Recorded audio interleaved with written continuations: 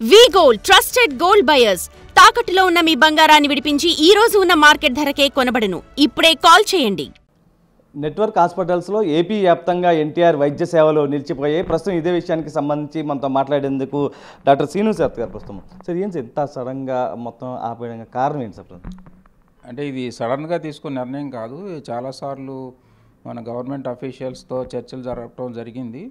ఒక నిర్దిష్టమైన time period కూడా అడిగాము మనం పేమెంట్స్ గురించి. బట్ క్లియర్ వాళ్ళ నుంచి ఏం భరోసా రాకపోవటం వలన నెట్వర్క్ హాస్పిటల్ అసోసియేషన్, ఆశా అంటాం, స్పెషాలిటీ హాస్పిటల్ అసోసియేషన్ వాళ్ళు లాస్ట్ మంత్ 24th మీటింగ్ అయింది.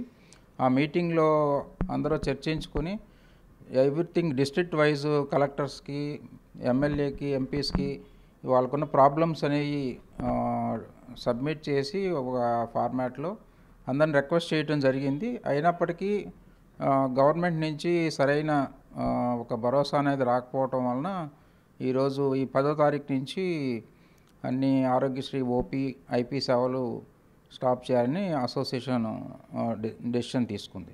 అంటే మొత్తం ఎంత మేర పెండింగ్ బకాయిలు ఉన్నాయి? ఆల్రెడీ 250 కోట్లు రీసెంట్గా రిలీజ్ చేసామని చెప్తున్నారు. అంటే మీ అందరికి వచ్చిందా సార్ అదేమో? టోటల్ ఇప్పుడున్న ఎస్టిమేట్ ప్రకారం 2700 కోట్లు బకాయిలు ఉన్నాయి అన్ని హాస్పిటల్కి కలిపి. రీసెంట్గా ఒక 250 crores దాకా రిలీజ్ అయినాయి అని చెప్పారు. బట్ అవి అన్ని హాస్పిటల్కి ఈక్వల్గా డిస్ట్రిబ్యూట్ అవ్వకపోవటం వల్ల చాలామంది దాన్ని బాధపడ్డారు. మెయిన్ ఏంటంటే ఇంత బకాయిలు ఉండటం వలన హాస్పిటల్ నిర్వహణ అనేది కష్టమైపోయింది. అలాగే హాస్పిటల్లో చేసే ఆరోగ్యశ్రీ ప్యాకేజెస్ కూడా 2008తో కంపేర్ చేస్తే ఇప్పటికీ పెద్దగా మార్పు, ఇంప్రూవ్మెంట్ అనేది లేదు. దానికి తగినట్టు ఇన్ఫ్లేషన్లో 200% పెరిగింది. దానికి తగినట్టు ప్యాకేజెస్లో ఇంప్రూవ్మెంట్ లేకపోవటం, పేమెంట్స్ డిలే అవటం వలన హాస్పిటల్ నిర్వహణ అనేది కష్టమైపోయింది. దానివల్ల చిన్న చిన్న హాస్పిటల్, నెట్వర్క్ హాస్పిటల్ ప్రిడామినెంట్గా ఓన్లీ ఎన్టీఆర్ వైద్య సేవ చేసే హాస్పిటల్లో ఎప్పుడు పేమెంట్ వస్తుందని చూసి ఆ పేమెంట్ వస్తేనే నెక్స్ట్ మంత్ గడిచే స్థితికి వెళ్ళిపోయినాయి మోస్ట్ ఆఫ్ ది హాస్పిటల్స్. దానివలన ఈ హాస్పిటల్ అసోసియేషన్ అనేది అందరూ మీటింగ్ పెట్టుకుని లాస్ట్ మంత్ ఈ నిర్ణయం తీసుకోవడం జరిగింది. అంటే పేదవారు అత్యధికంగా ఎన్టీఆర్ వైద్య సేవ ద్వారా ట్రీట్మెంట్ పొందుతుంటారు. ప్రస్తుతం మీ డిసిషన్ వల్ల మొత్తం కూడా ఇబ్బంది పడే పరిస్థితి కదా? అది ఇబ్బంది పడే పరిస్థితి అనేది మాకు అర్థమవుతుంది. బట్ ఈవెన్ హాస్పిటల్స్ కూడా హాస్పిటల్ మనుగడే కష్టమయ్యే స్థితికి చాలా హాస్పిటల్స్ చేరటం వలన ఈ కఠినమైన నిర్ణయం తీసుకోవటం జరిగింది. అంటే ఓపీ సేవలు కూడా నిలిపేసేంతగా సమ్మెలోకి వెళ్ళడానికి ప్రధాన కారణం? ఈవెన్ బిఫోర్ ఒక 2 weeks బిఫోర్ కొన్ని రోజులు ఓన్లీ ఓపీ సేవలు నిలిపివేయటం జరిగింది. ఇన్పేషెంట్ తీసుకుని ఓపీ సేవలు ఆపేసాం. బట్ గవర్నమెంట్ తరపు నుంచి నిర్దిష్టమైన రెస్పాన్స్ రాకపోవటం వలన ఈ కఠినమైన నిర్ణయం తీసుకోవడం జరిగింది. అంటే నిన్న మంత్రి గారు కూడా మాట్లాడడం జరిగింది, సమ్మెను విరమించండి, సానుకూలంగా మాట్లాడుకుందాం అని పదే పదే చెప్తూ ఉన్నారు. బట్ ఆశా యూనియన్ నుంచి వాళ్ళకి డెఫినెట్ కాల్స్ ఏమి రాలేదు. బట్ ఒకసారి అయితే ఈ స్పెషల్ చీఫ్ సెక్రటరీని, సీఈఓని కలవటం జరిగింది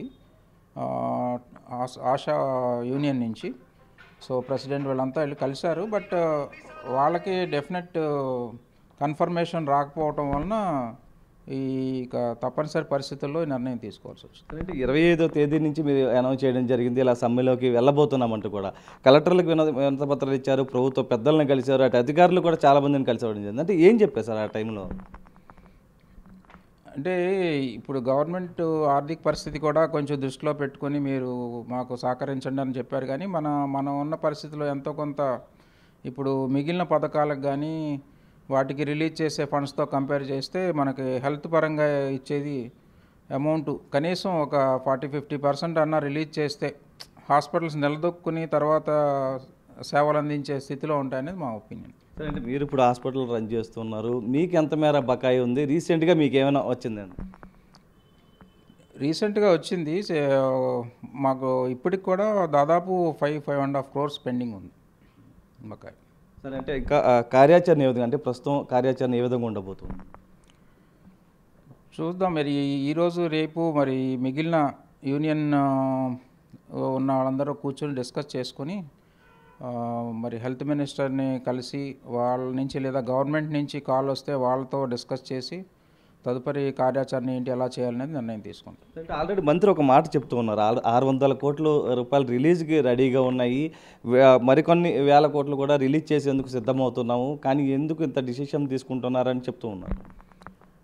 అదే రీసెంట్గా నాకు తెలిసి 250 crores దాకా రిలీజ్ చేయడం జరిగింది. బట్ అది యూనిఫామ్గా అన్ని హాస్పిటల్స్కి చేరకపోవడం వలన అందరూ అసంతృప్తిగా ఉన్నారు. ఈ దసరాకైనా వస్తాయనే ధోరణిలో వెయిట్ చేశారు. బట్ అది రాకపోవడంతో అందరూ కొంచెం అసంతృప్తిగా ఉండి గన్నాళ్ళు వెయిట్ చేస్తాం, మనకంటూ ఒక భరోసా లేదు, ఒక నిర్దిష్టమైన ప్రణాళిక లేదు, అందుకని మేము ఇలా సస్టైన్ అవ్వలేం, పేమెంట్స్ చేయలేకపోతున్నాం అన్న ఉద్దేశంతో చేశాం.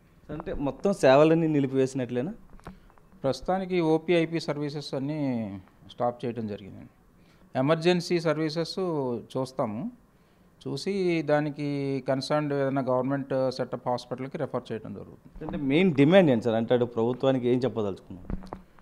డిమాండ్ ఏం లేదంటే ఆరోగ్యశ్రీ చేసిన అమౌంట్ ఫండ్స్ రాకపోతే పేషెంట్కి ఫర్దర్గా క్యాష్లెస్ సర్వీస్ చేయని స్థితిలో చాలా హాస్పిటల్స్ ఉన్నాయి. కనీసం గవర్నమెంట్ నుంచి ఇనీషియల్గా ఒక 30-40% అన్న బకాయిలు క్లియర్ చేయగలిగితే మళ్ళీ ఆ డబ్బుతో మనం పేషెంట్స్ క్యాష్లెస్ సర్వీస్ ఇవ్వడానికి ముందు రాగలుగుతాయి హాస్పిటల్స్.